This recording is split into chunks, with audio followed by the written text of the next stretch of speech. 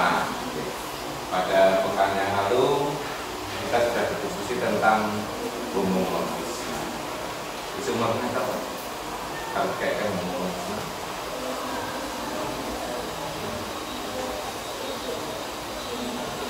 Oke.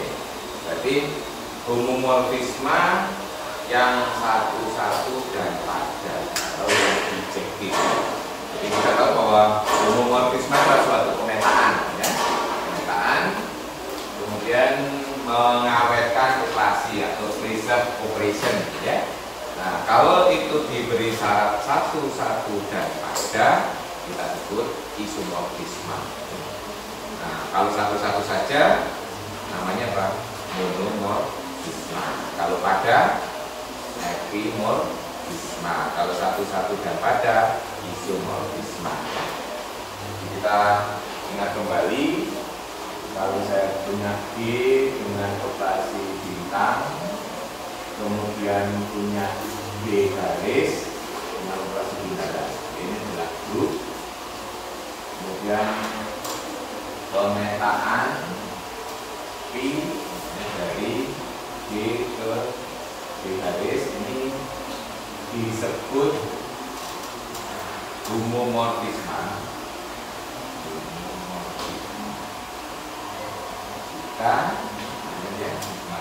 kembali I dari A bintang B sama dengan I A dari I B, itu semua A B B, ya, itu adalah homomorfisme.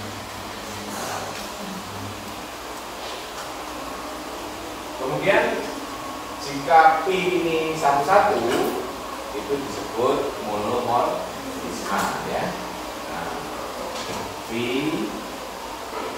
disebut monomorfisme jika P satu-satu, ya. Kemudian P ini disebut epimorfisme. Ini mengingatkan kembali, ya, kemarin. Jika ini pada. Nah, baru kalau P ini disebut isomorfisme jika, ya, ini satu-satu dan ya. Isomorfisme ini sebenarnya sangat berguna untuk membandingkan dua struktur grup, ya. Perhatikan ini, sudah mengawetkan operasi, artinya dioperasikan dulu baru dipetakan, dipetakan dulu baru dioperasikan satu. Kemudian dia berkorespondensi satu unsur dikaitkan dengan yang. Nah, berarti ini secara struktur, nanti, ya, kalau kita ada isomorfisme dari suatu grup dengan grup yang lain, unsurnya berkorespondensi satu. Kalau di sini dioperasikan dulu baru dipetakan, sama hasilnya harus dipetakan dulu baru. Nah, ini akan berpengaruh terhadap apa? Strukturnya menjadi identik. Nah, identik. Jadi bendanya bisa berbeda, tetapi perilakunya sama. Nah, ini nanti yang kita bisa berbicara. Contohnya kemarin kita memberikan ilustrasi di mulai kita memperkenalkan homomorfisme, ya. Kita punya S3 dan D2N, ini simbolnya D2N, ya, berarti D6 yang dari S3 itu, ya. Kemarin dari lanjutan membuat apa ini? Nah, itu, ya, kita kemarin punya ini sebagai ilustrasi, ya. S3 yang anggotanya 6, kemudian D6 yang berasal dari segitiga itu juga anggotanya 6. Ya, masih ingat kemarin cara membuat korespondensinya, ya. Nah, kalau kemarin diberi nama apa ini? Kalau S3-nya kita sebut aja grup yang pertama adalah S3. Kita punya identitas, ya, 1, 2, 1, 3, 2, 3, 1, 2, 3, kemudian 1, 3, 2. Kemudian tulisan dalam simbol-simbol D3 atau D6. Ya, karena buku itu ada menyimbolkan DN, 2N. Kalau di bukunya kalian pakai simbol apa?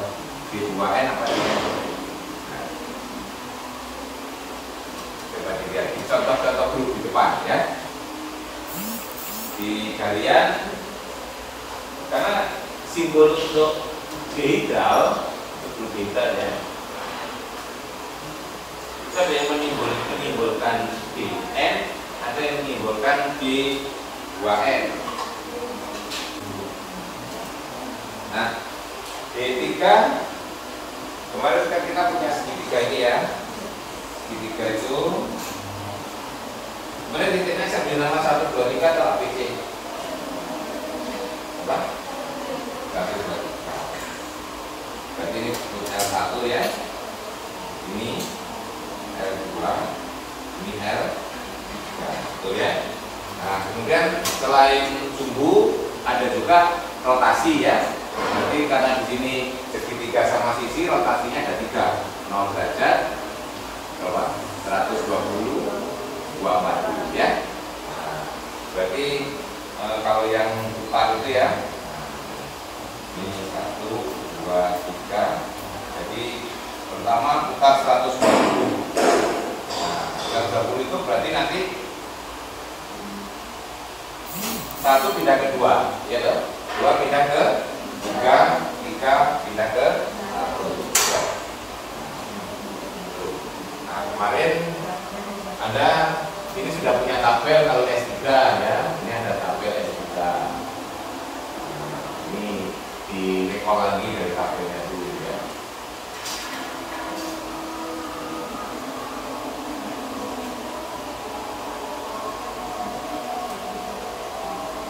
Ya, ini demikian juga.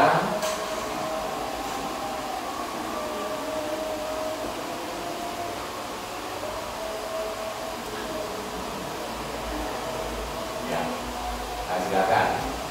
Terus kita nanti juga bisa membuat tabel untuk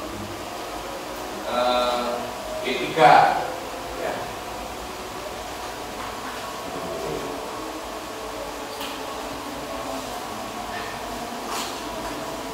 Ini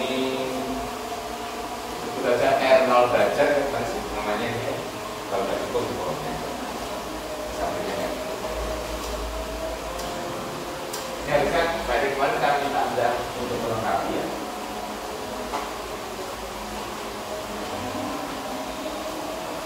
R0, R120, sekarang R240. Kemudian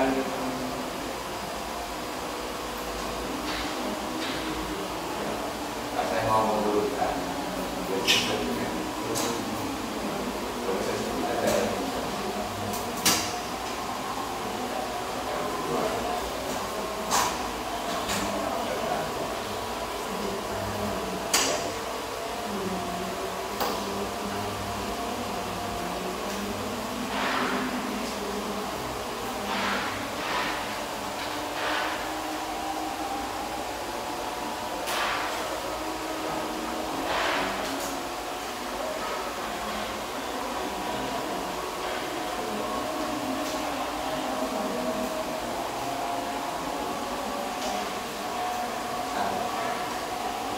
Ini nanti akan kita buat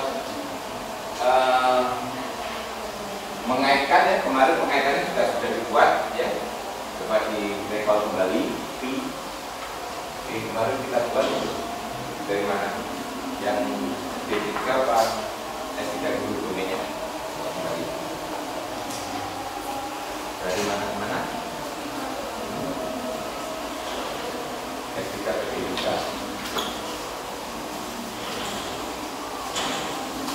Bukan D3 ke S3. Saya tidak tahu.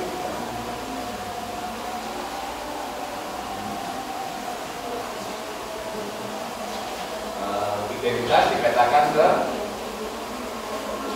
R0. Kemudian 1, 2 dipetakan ke R3. 1, 3 ke R2. 2, 3 ke R1. 1, 2, 3 ke R1, 2, 132 ke ini nanti bisa kita periksa berdasarkan tabel. Kalau ini jelas satu-satu dan padanya ya ini. Nah, Pak, ini sudah korespondensi, berarti dari sini sudah memenuhi syarat satu-satu dan pada. Berarti untuk menjadi suatu isomorfisma berarti tinggal memeriksa apa? Mengawetkan operasi berarti untuk agar dia sebagai homomorfisma ya. Nah, perlu diperiksa. Bagaimana cara memeriksa? Kita bisa menggunakan tabel ya. Tabel ya. Ini kalau dari tabel nanti sebagai contoh ya. Kalau kita membuat tabel, misalkan saya mau ya kemarin sudah ada contohnya ya. Kita periksa, misalkan kita akan memeriksa di sini. Jadi ingat kalau dibuat semuanya nanti akan terpenuhi. Ini kalau memang hingga itu memungkinkan memeriksa dengan menggunakan tabel. Tetapi kalau tak hingga, nah itu nggak mungkin. Jadi kalau tabelnya sudah kita buat secara utuh seluruhnya, ini misalkan kita mau melihat, berarti nanti tiap sel itu harus diperiksa, gitu ya. Kalau berarti di sini ada berapa? 6 kali 6, berarti ada 36 pemeriksaan. Nah, sebagai contoh kita mau memeriksa ini kan berarti kalau kita berdasarkan operasinya, berarti kan R120 dikomposisikan dengan L3. Nah, kalau seperti ini harusnya L3 dulu ya. Nah, L3 dikomposisi jadi apa? Kalau kita lihat ya, L3 dulu kan 1 oleh L3 menjadi apa? L3 nah, 1 menjadi 2. Kemudian oleh R120 2 menjadi 120 itu menjadi 3. Kemudian 2 oleh R3 menjadi 1. 1 oleh R120 2. 3 oleh R120 oleh R3 3 sendiri. Oleh R120 1. Berarti kan di sini 1 ke 3, 1 ke 3, 2 ke 2, 3 ke 1. Berarti kalau kita baca dari sini ke sini apa? L2, betul? Ini kan L-nya itu apa? 1 ke 3, 2 ke 2, ya loh? 3 ke 1, ya. Tuh. L2 kan? 1 ke 3, 3 ke 1, 2 tetap kan oleh. Ini pelajaran SMP ya. Refleksi itu kan dari SMP sudah dapat ya. Ini sekarang cuma kita lihat strukturnya ya sekarang. Nah, ini hasilnya adalah L2. Nah, jadi di sini L2. Jadi kalau kita ingin memeriksa nanti berarti kalau kita lihat ya R120 L3 itu hasilnya L2. Terus berarti di sini P dari R120 L3 ini sama dengan kalau berdasarkan ini kan ini kita operasikan dulu baru dipetakan. Ini kan bisa ini kan sama aja P dari L2 P L2 balik ya. Jadi kita memeriksa dulu yang diperiksa harusnya balik ya karena dari P L3 berarti yang 120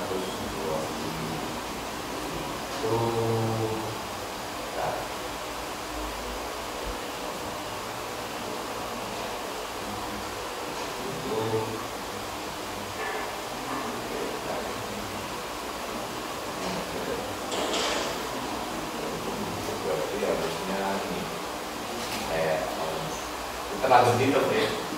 L3 itu harusnya ini.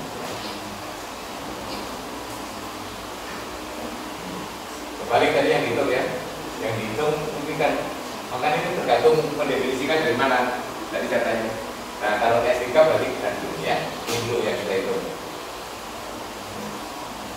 1, 2, 3 dikomposisikan dengan Berarti kembali. Ya, ini kalau kita hitung apa ini? Ya, kalau Anda sudah punya tabel tinggal isikan 1 ke 2, 2 ke 1, berarti ini 2 ke 1, 1 ke 2. Terus 1 ke 2, 2 ke 3 dong. Sorry. 1 ke 2, 2 ke 3, 3 ke 3, 3 ke 3 ya. Nah, ini yang saya lihat ya. Nah, balik. Berarti di sini kita lihat ya, pi dari 1, 2, 3 dioperasikan dengan 1, 2. Berarti kan sama saja dengan pi dari 1, 3. Nah, 1, 3 itu hasilnya L2 gitu ya. Nah, sekarang kita lihat di sini. Nah, ini kan dioperasikan dulu, dioperasikan hasilnya berapa, baru cari petanya. Sekarang kita petakan dulu, baru dioperasikan. Pi 1, 2, 3 dikalikan dengan pi 1, 2. Berarti di sini pi 1, 2, 3 R 120. Pi dari 1, 2 R 3.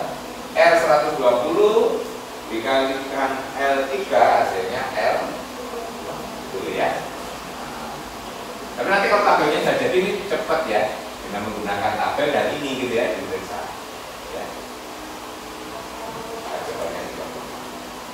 Nah, berarti dari sini sebenarnya ini yang di atas sama dengan di bawah gitu.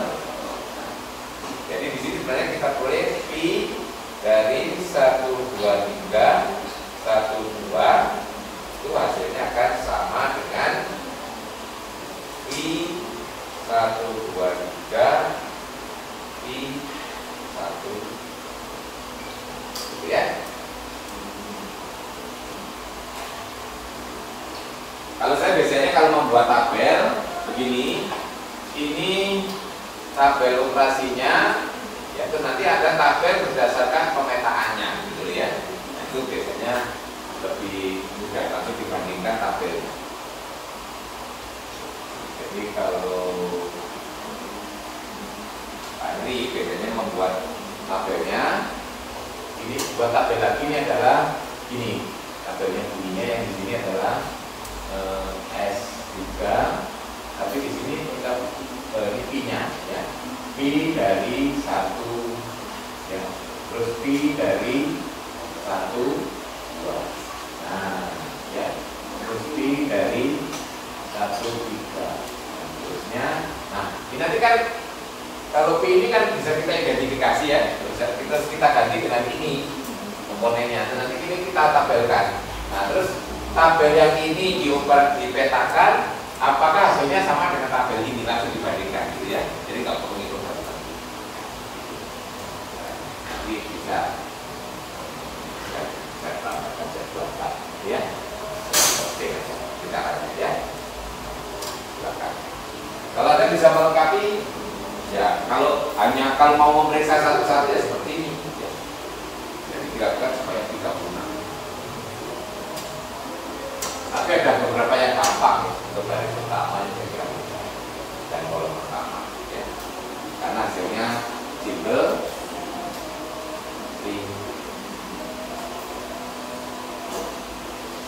Nah, ini nanti kalau dicek akan terpenuhi untuk seluruhnya. Nah, dengan demikian kita punya pi yang semacam ini adalah suatu isomorfisme. Kalau dari satu grup ke grup yang lain itu kita bisa mengkonstruksi atau bisa membuat suatu isomorfisme, maka kedua grup itu disebut isomorfik.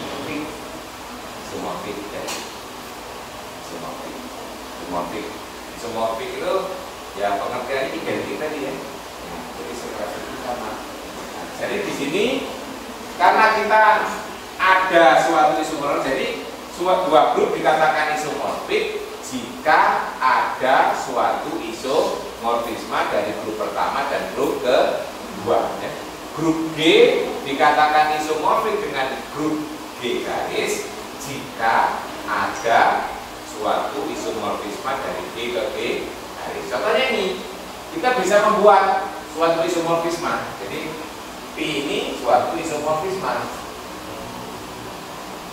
Nah, nanti S3 dan D3 kita katakan isomorfik. Simbolnya adalah ini. Ya, isomorfik ya. Nah, isomorfik itu kalau dalam teori grup identik. Nah, ini ilustrasi tentang isomorfisme.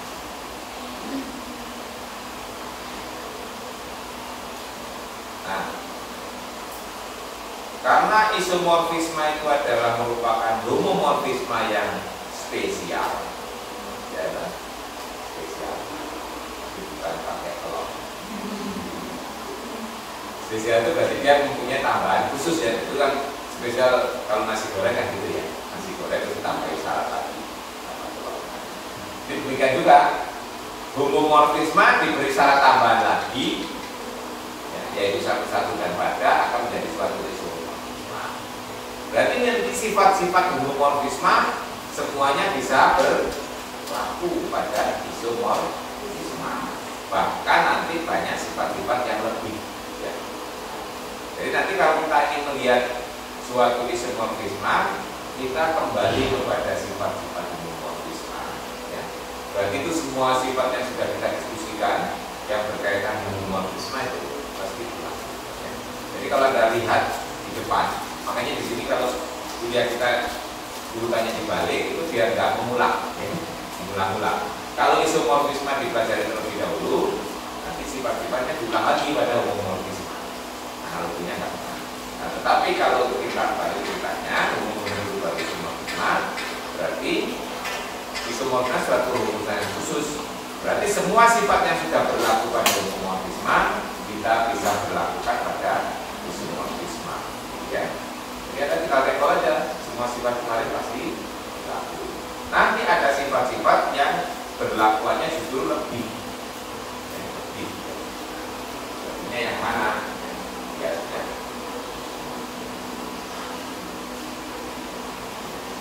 Nah, kembali kepada sifat-sifat yang kemarin sudah kita diskusikan, yaitu homomorfisme, yaitu di kemarin gimana? Di teori ya bisa juga disorot lagi ya. Dan nanti bisa disorot dengan dibandingkan dengan yang ada di isomorfisme itu. Ya.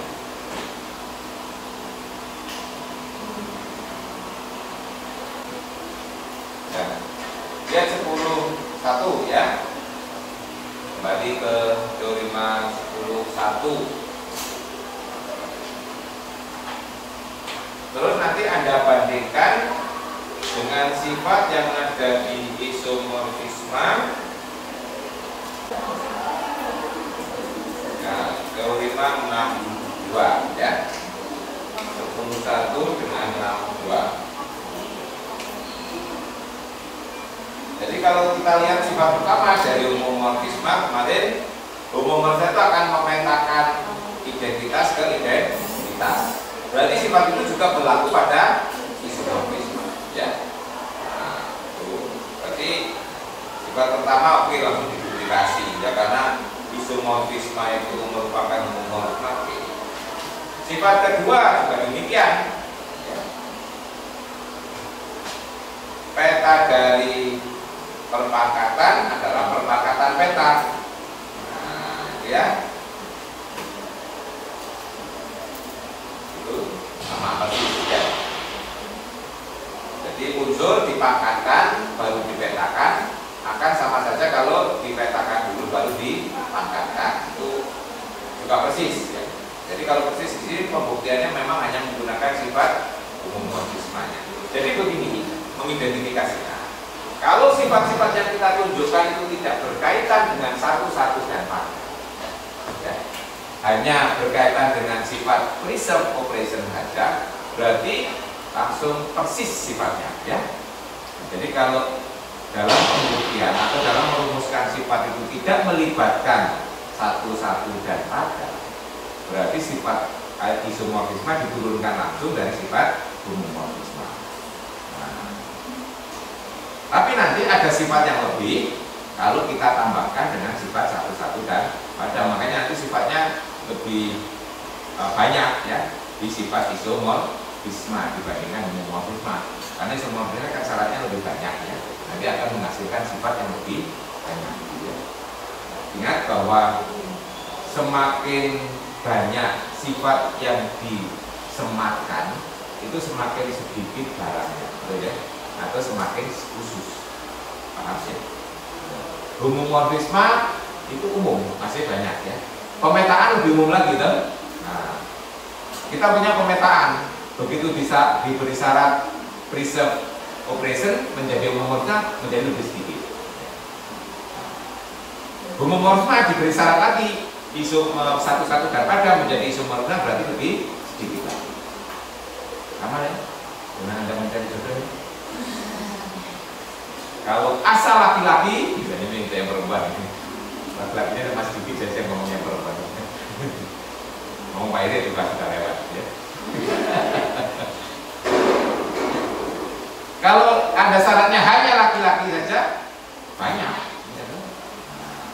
Turun, laki-laki ganteng, ada mulai, gitu. Ya. Terus ganteng, kaya, mulai sedikit lagi. Terus ganteng, kaya, pinter, semakin sedikit. Jadi nanti kalau Anda mau cari calon suami dengan syarat semakin banyak, semakin sulit. Ya. Mencarinya semakin sedikit ya barangnya ya. Nah, itu. Ini ilustrasinya begitu ya. Jadi isomorfisme itu syaratnya lebih banyak daripada homomorfisme. Nah, tapi nanti semakin spesifik itu semakin menarik. Ya, betul kan? Iya, betul. Menarik itu kan apa? Banyak keunikan-keunikannya ya, dibandingkan dengan jumlah. Ya. Ini IPA belajar matematik juga begitu ya. Aplikasinya dalam kehidupan. Ya. Nah, nanti bisa berpikir ya. Mau cari yang unik-unik, mau cari yang general, ya. Bedanya kalau yang general yang biasa-biasa itu nggak menarik banget ya. Tapi kalau Anda bisa menemukan yang unik, luar biasa, nggak ada bandingannya gitu ya. Nah, itulah yang menarik ya. Tapi itu kita berencana, tapi ada yang Maha Kuasa itu yang menentukan ya. Baik, jadi sifat kedua kita turunkan langsung. Demikian juga inverse. Jadi Anda lihat kemarin pada saat membuktikan homomorfisme itu kan kita tidak melibatkan satu pada ya, berarti akan menurun langsung. Nah, sekarang perhatikan sifat nomor 3 pada isomorfisme. Itu Anda bandingkan dengan teorema 10.2. Nah, yang komutatif itu berarti nomor 3, sifat 10.2 nomor 3. Nah, itu hanya implikasi. Jadi kalau hanya Abel, maka PH itu Abel. Artinya apa? Kalau PH-nya kita ganti di petanya ya. Nah, G-nya Abel, maka peta dari homomorfisme itu yaitu G juga Abel ya. Nah, tetapi kalau isomorfisme, di sini nanti sifat komut itu berlaku bolak-balik. Kalau unsur itu komut di unit, juga komut di unit. Ya. Itu sifat ketiga. Jika AB komut, maka IA dan IB komut. Nah, ini nanti kita curiga. Jangan-jangan pembuktiannya dengan menggunakan sifat isomorfismenya yaitu satu dan pada.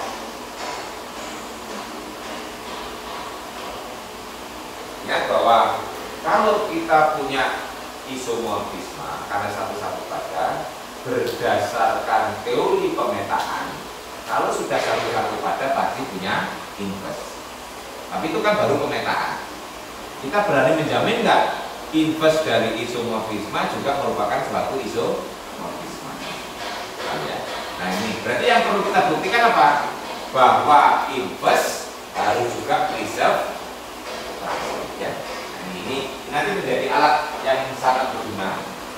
Jadi kalau kita punya ini isomorfisme,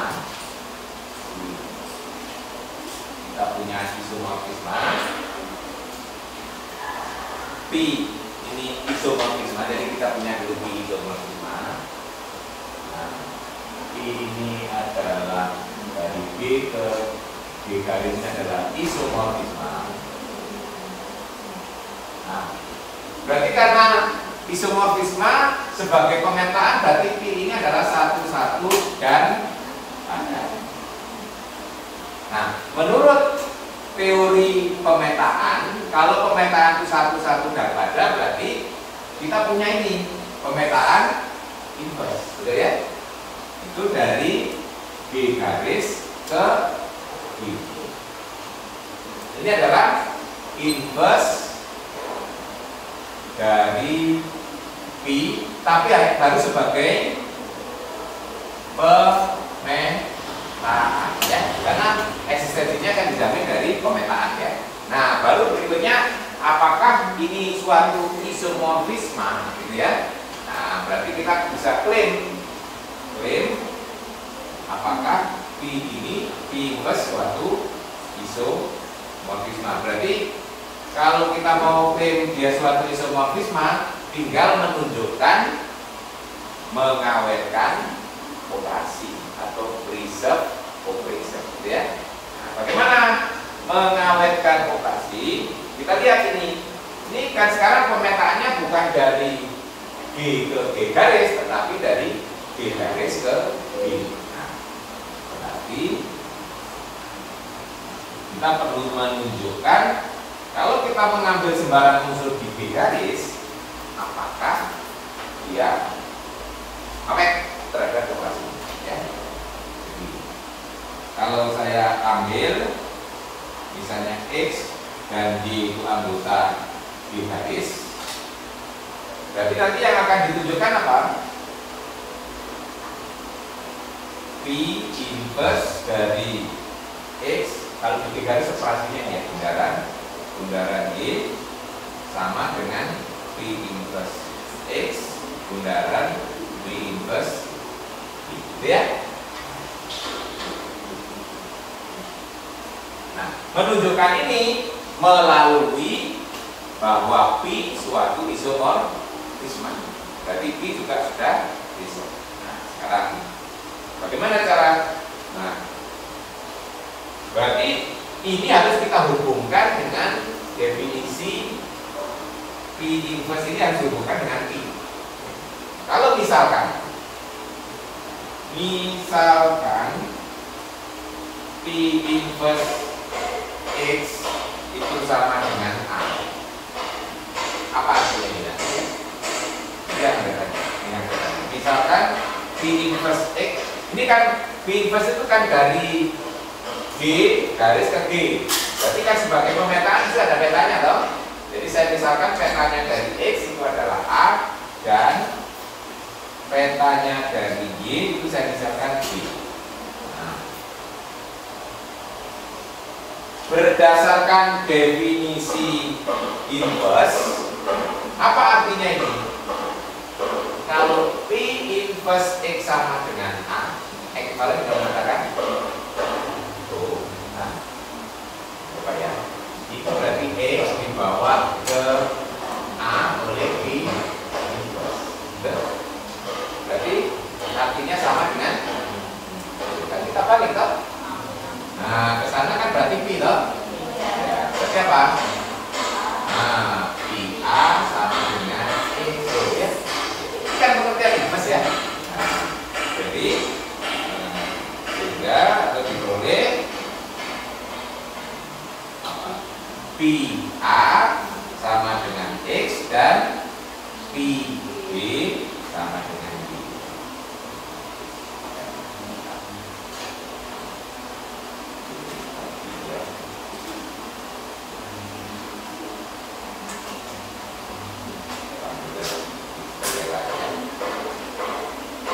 Baik. Nah,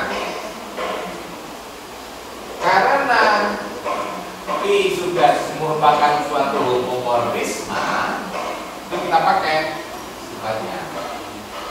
Jadi dari sini X kali Y berarti kan PA bisa baca di kanan dan bersertakan ini ya, kelihatan B itu ya. Jadi X bundaran Y ini biar kelihatan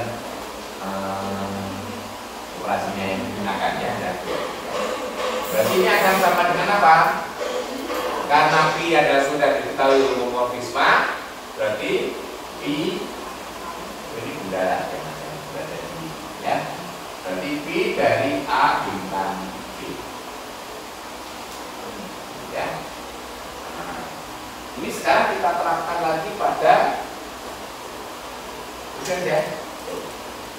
Jadi kita punya XY sama dengan P dari AB. Berarti apa? Kesimpulannya P inverse dari XY akan sama dengan A. Betul? Ya. XY sama dengan P ini. Nah, kan sama dengan tadi ya. Jadi ini kita baca P dari, nah jadi sebenarnya caranya kan ini A B dibawa oleh P ke X Y gitu ya. Berarti kalau kita balik ini P inverse. Nah, berarti P X Y sama dengan A B gitu ya. Jadi kita perlu apa?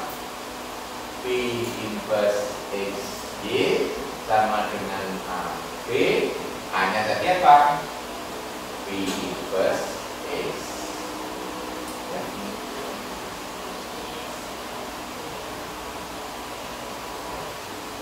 Ini bintang karena berada di P inverse X itu berada di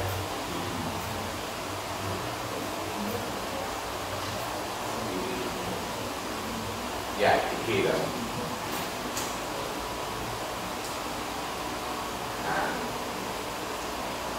Berarti apa di sini? P inverse sudah mengawetkan operasi.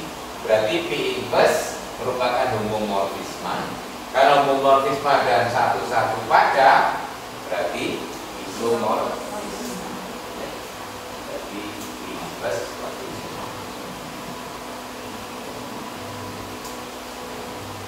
Nah, berarti di sini sifatnya akan berlaku kalau jika P-nya isomorfisme, maka P inverse sudah isomorfisme. Dan itu juga bolak-balik kalau P inverse kita anggap sebagai fungsi, P inverse dari inverse kembali ke fungsinya. Makanya suatu P isomorfisme jika P inverse juga isomorfisme.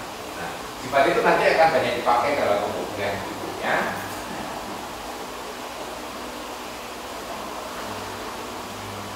Termasuk membuktikan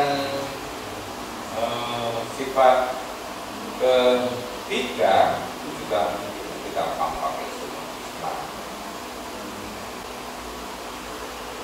Jadi banyak sifat-sifat yang di homomorfisme itu hanya implikasi, ternyata di isomorfisme jadi implikasi, gitu ya. Karena kalau di homomorfisme itu kan hanya berlaku dari unsur ke petanya. Ada unsur lain yang dikutumi yang tidak mempunyai pasangan ya. Tapi kalau isomorfisme bolak-balik ya, dari kiri ke kanan, dari kanan ke kiri. Jadi nanti dari kanan ke kiri kita bisa memanfaatkan inverse-nya ya. Makanya di sini sifat ketiga itu akan berlaku kalau kita punya dua unsur itu komut di domain, ya jika dia komut di petanya, komut di domain.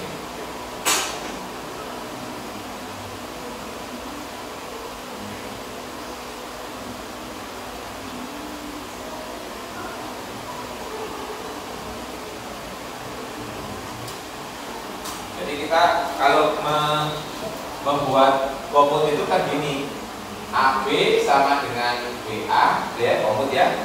Jadi kan jika datanya jika apa? kalau kita punya isomorfisme kalau satu-satu padan pasti begini. PAB sama dengan PBA. Nah, ini kalau hanya homomorfisme hanya berlaku ke kanan. Kalau homomorfisme hanya berlaku ke kanan. Karena isomorfisme juga berlaku ke kiri. Kenapa? Karena kita bisa memetakan tadi dengan inverse, ya. Kalau dengan inverse kan identitas akan ketemu AB BA, ya. Nah, ini. Jadi kalau kita hanya punya homomorfisme, ini hanya berlaku implikasi ke kanan. Tetapi kalau kita punya isomorfisme, ke kirinya juga berlaku karena cukup dikomposisikan tadi dengan P inverse dengan P itu identitas, akhirnya kita akan boleh AB dan ini ya. Jadi kita punya ini berarti pada sini dulu ya. Akhirnya ini jika dan jika PA ini kalau mengucap PB sama dengan PB gitu ya. Nah, jadi kalau kita punya isomorfisme akhirnya berlaku bolak-balik.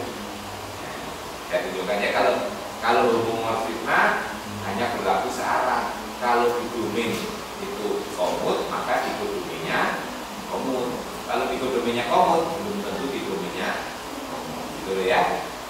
Kalau homomorfisme. Tapi kalau isomorfisme ini bolak-balik ya.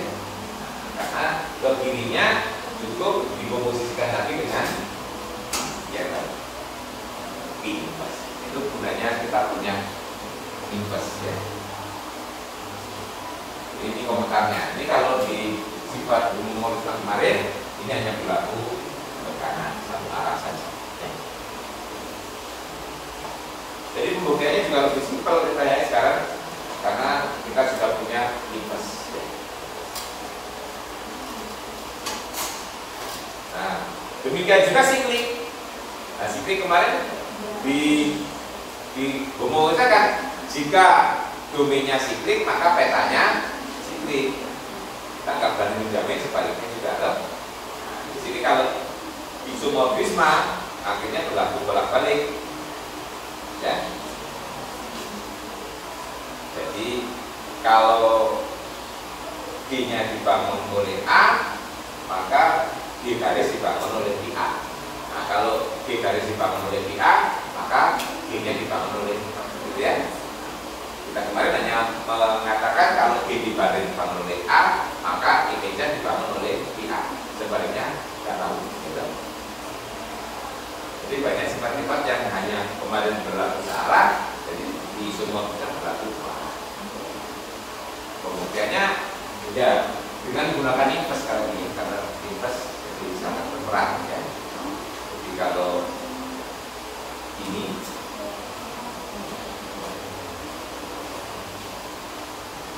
B-nya itu dibangun oleh A, nah, kita bisa membuktikan ketika B garis dibangun oleh I. Ya, ini ke kanan, buktinya sama dengan yang kemarin. Ya. Nah, ini ke kiri dengan inverse. Nanti akan diberi A, ya. Jadi seolah kalau ke kanan kan, kalau kita kalau ke kanan ambil barang unsur di sini dapat dinyatakan sebagai perpangkatan ya. Ambil unsur di sini dapat dinyatakan sebagai perpangkatan. Dan sebaliknya ambil unsur di sini nanti bisa dinyatakan sebagai perpangkatan.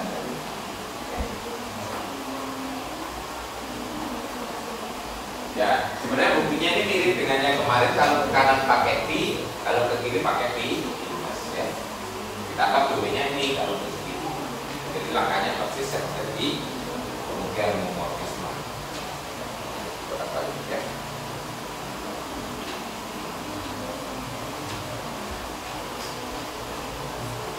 Nah, demikian juga kemarin sifat mengaitkan order unsur dan order peta. Jadi kemarin sifatnya itu yang ada adalah order peta membagi order unsur. Nah, kalau sekarang menjadi sama, ya. Kemarin kita punya ini. Kemarin kan kita punya order dari peta P dari G. Kemarin kan membagi P dan membagi G ya.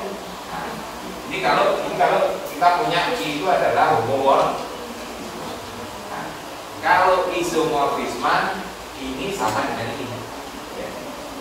Jadi kalau isomorfisme nanti menjadi PA ordernya persis sama dengan ya. Kan ini lebih lemah. Kalau sama pasti membagi. Kalau membagi belum tentu sama. Oh iya kan? Nah, jadi ini lebih kuat ya. Karena isomorfisme. Ini kalau berlaku P-nya adalah isomorfisme. Jadi lebih kuat. Ya. Nah, ini kan kemarin kalau mau membuktikan kan pakai perpakatan yang P. Nanti dengan menggunakan sebaliknya P inverse, nanti berarti ini membagi yang ini, gitu ya, dibaliknya ya. Karena ini berada di kodomin ya, berarti P inverse itu kan dari kodomin ke kodomin ya. Jadi dari yang P kemarin ya, ini membagi ini. Ya. Nanti dari kalau dibalik dengan menggunakan P inverse, yang ini membagi yang kalau saling membagi bilangannya positif berarti sama dengan itu dalam perbedaannya ya. Kita membuktikan video di bilangan kemarin ya. A membagi B dan B membagi A. Kalau dua-duanya positif pasti sama dengan itu ya. Tapi kalau tidak ada positif, A bagi B, B membagi A, kesimpulannya A itu sama dengan plus minus B. Gitu ya. Sifat dari semester yang lalu masih ada.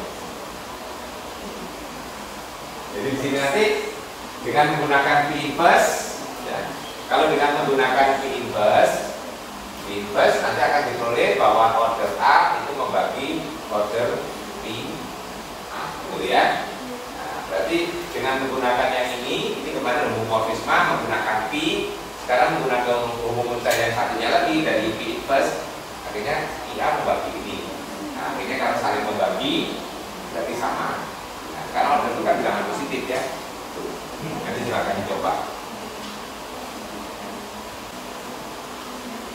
Nah, ini contoh-contohnya juga cukup banyak ya.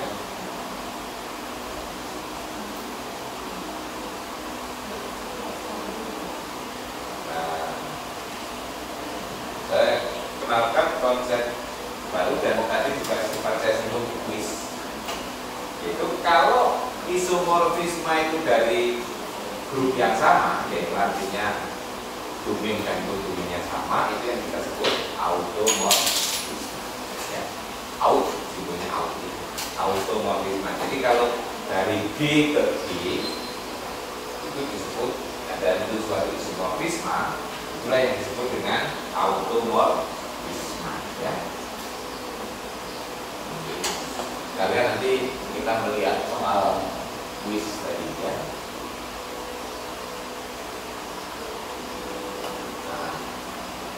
Jadi kalau saya punya P itu dari G ke G, nah, ya, domainnya dan kodominnya sama. Ini isomorfisme. Nah, maka P ini disebut automorfisme. Himpunan semua automorfisme itu disebut aut, ya.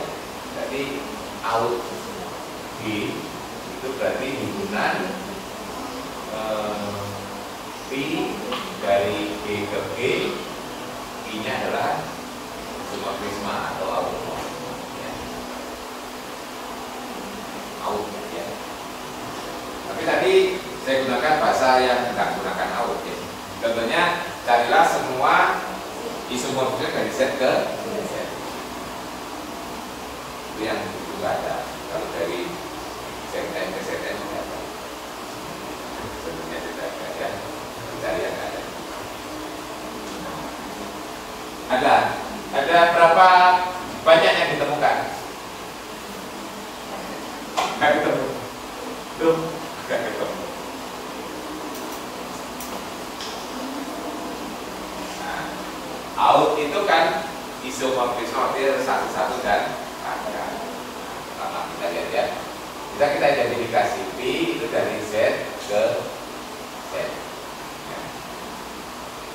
Apa sifatnya? Berarti yang pertama kita identifikasi bahwa P itu adalah suatu homomorfisme, ya. Nah, coba lihat ini. Kalau saya ambil X itu anggota Z, X itu anggota Z, Px itu kan akan sama dengan P dari X1, betul? X kali 1, betul? Nah,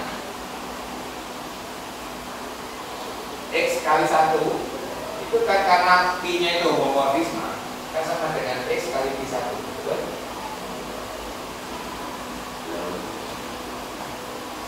P dari A pangkat M sama dengan P A pangkat M, betul?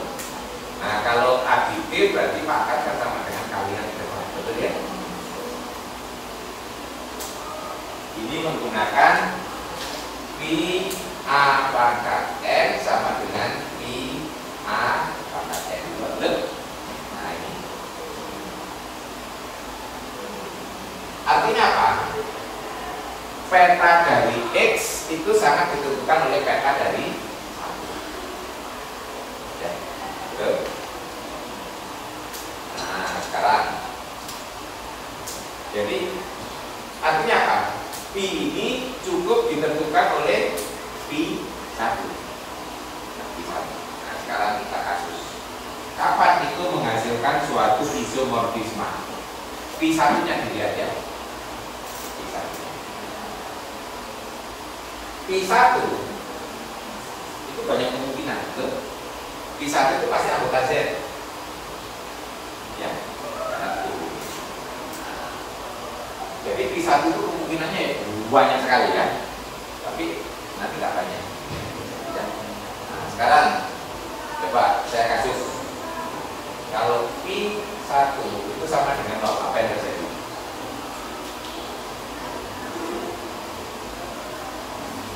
P1 sama dengan 0.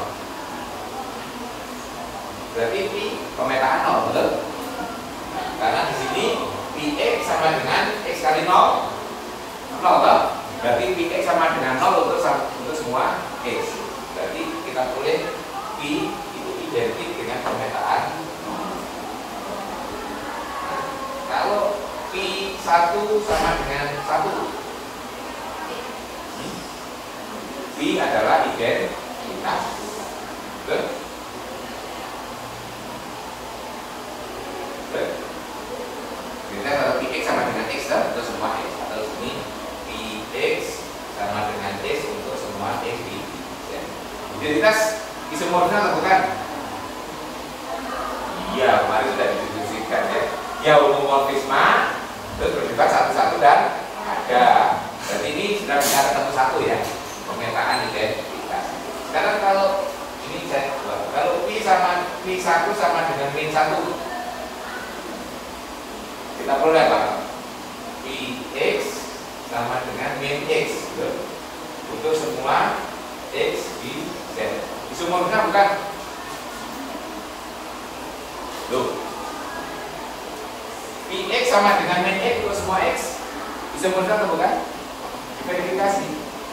Px tambah Y sama dengan min X tambah Y sama dengan min X ditambah min Y, dan sama dengan Px ditambah Py. Rumusnya kan? Terus satu-satu kan? Ada toh? Jadi ini juga isomorfisme. Nah, sekarang verifikasi. Kalau P1-nya sama dengan 2,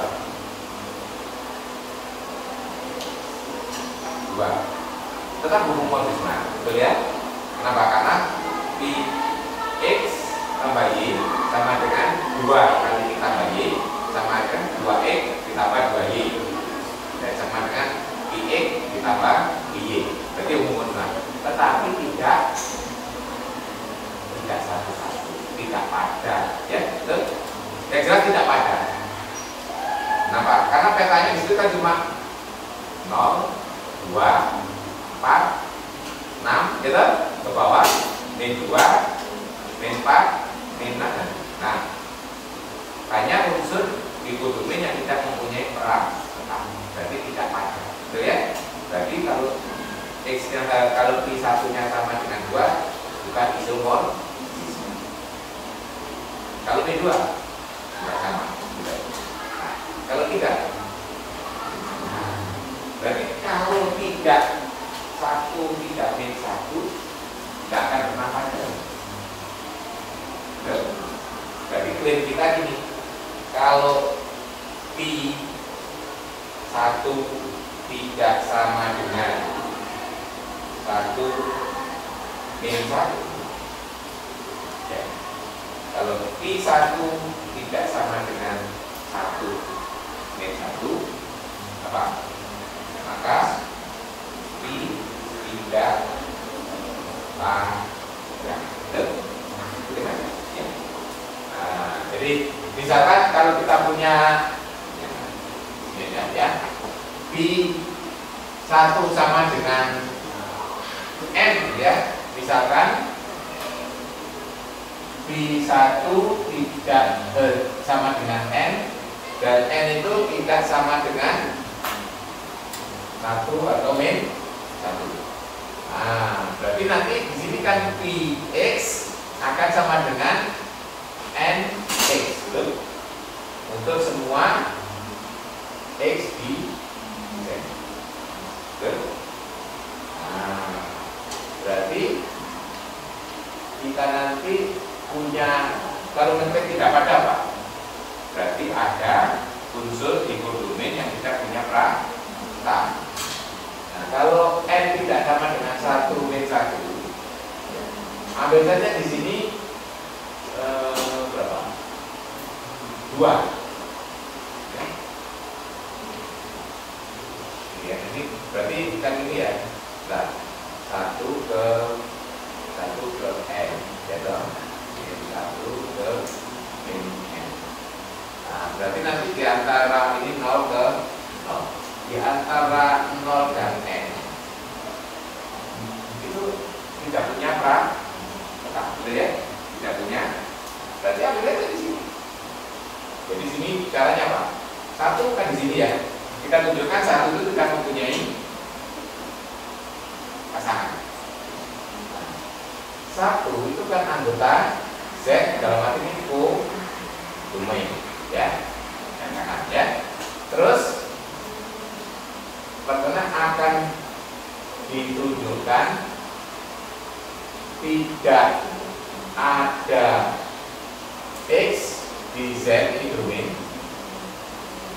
sehingga Px sama dengan 1. Gitu caranya. Andaikan ada, ya kan? Andaikan ada ya. Andaikan ada X anggota Z sehingga Px sama dengan 1. Berarti sini Nx sama dengan 1. Berarti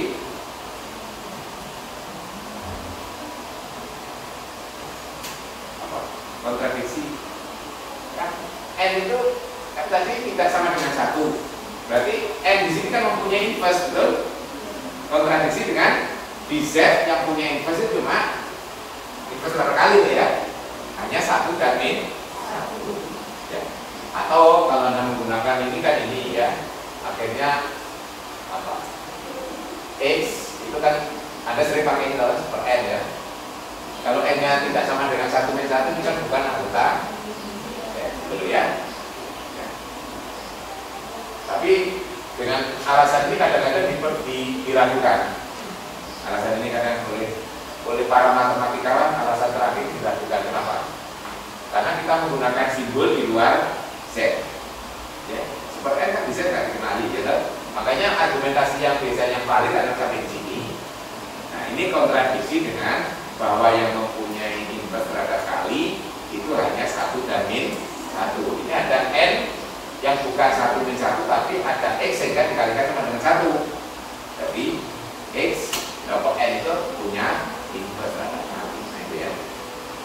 Yang ini sering dipertanyakan, ya ini nggak valid. Kenapa? Karena kita menggunakan notasi di luar Z. Padahal argumentasi kan ada. Nah, jadi dengan di sini kesimpulannya apa?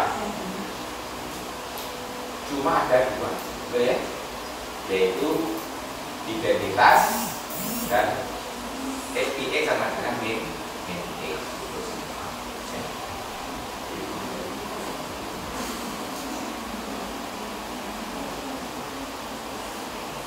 Nah, kalau yang untuk Zn di buku sudah ada, makanya tidak saya keluarkan. Kalau di Zn itu nanti ternyata bisa diidentifikasi out dari Zn itu isomorfik dengan U. Ya, nah itu ya. Nah, jadi di buku sudah dibuktikan out Zn isomorfik dengan U. Berarti kalau mencari banyaknya cari aja. Misalnya berapa banyaknya out atau banyaknya isomorfik dari Z6 ke Z6. Berapa banyaknya? Dari Z6 ke Z6. Karena isomorfik berarti banyaknya anggota sama kan kalau organisasi.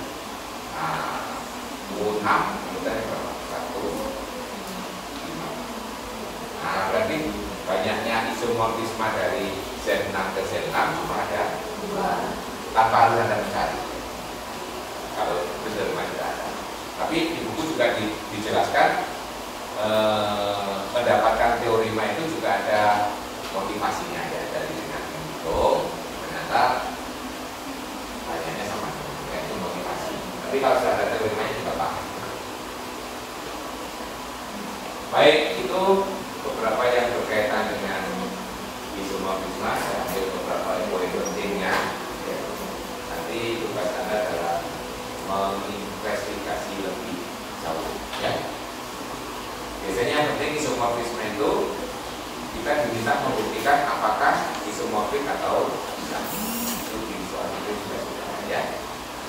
Yang jelas kalau isomorfik karena berkorespondensi satu-satu, berarti banyaknya unsur pasti sama. Berarti kalau banyaknya unsur tidak sama pasti tidak isomorfik. Itu yang pertama. Nah, yang kedua tadi apa? Mengawetkan komutatif. Kalau di domain komutatif bentuknya juga komutatif. Jadi kalau yang satu komutatif, satu tidak komutatif, pasti tidak isomorfik. Mengatakan tidak dari situ. Kedua apa lagi yang bisa kita pakai tidak? Siklik tadi ya. Nah, antara domain dan kodomain kalau isomorfik adalah siklik.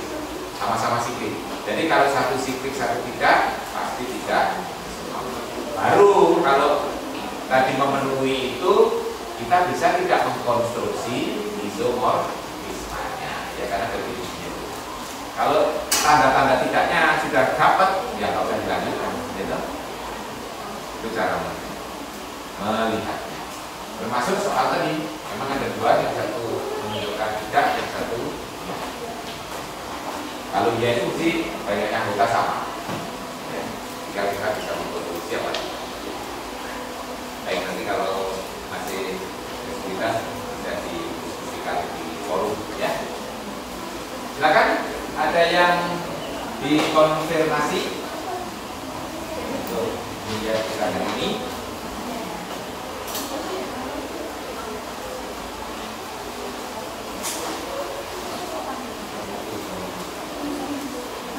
Kalau ini hilang kan ini.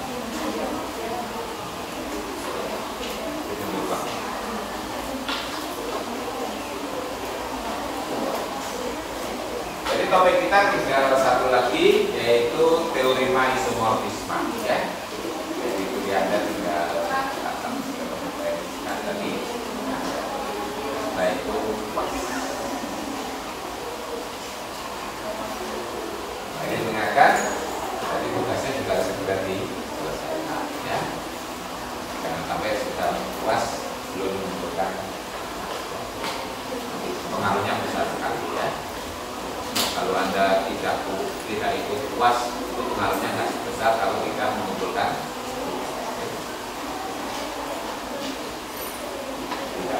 tidak mengikuti puas, cuma hilang 20%. Tidak mengumpulkan tugas, hilang 50%. Tidak bahaya.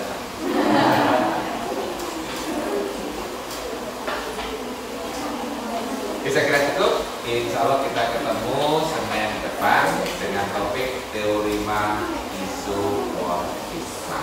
Jadi bagaimana kita mengkonstruksi suatu teori berdasarkan homomorfisme dan nanti banyak gunanya. Makanya orang menyebutnya juga sebagai fundamental theorem of homomorphism. Oke, kita mudah-mudahan kita masih diberi kesempatan ya untuk bertemu kembali Senin pekan depan. Dan Anda masih diberi semangat untuk sisa 2 pekan lagi ya. 2 pekan tapi sangat menentukan ya, terutama pekan terakhir ya. Sampai sangat menentukan.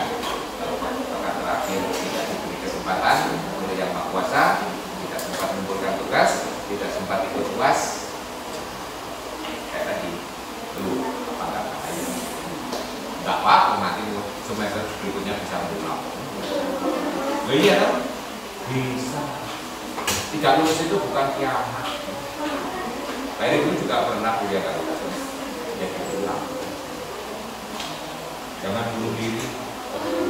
Kalau mau kuliah bunuh diri, atau termenung, stres ya.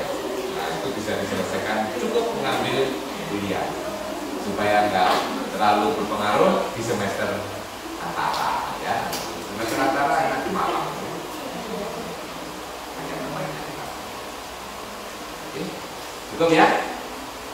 Assalamualaikum warahmatullahi wabarakatuh.